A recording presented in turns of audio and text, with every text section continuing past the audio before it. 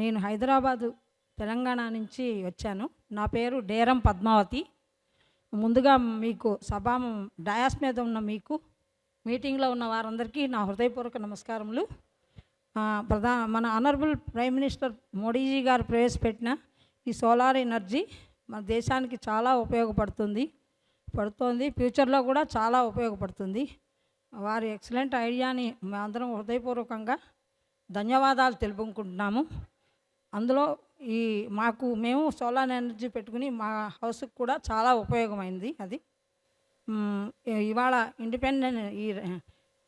Republic day సెలబ్రేషన్స్కి ఇన్విటేషన్గా వారు మమ్మల్ని ఆహ్వానించి చూపించినందుకు చాలా చాలా హ్యాపీ ఫీల్ అవుతున్నాము.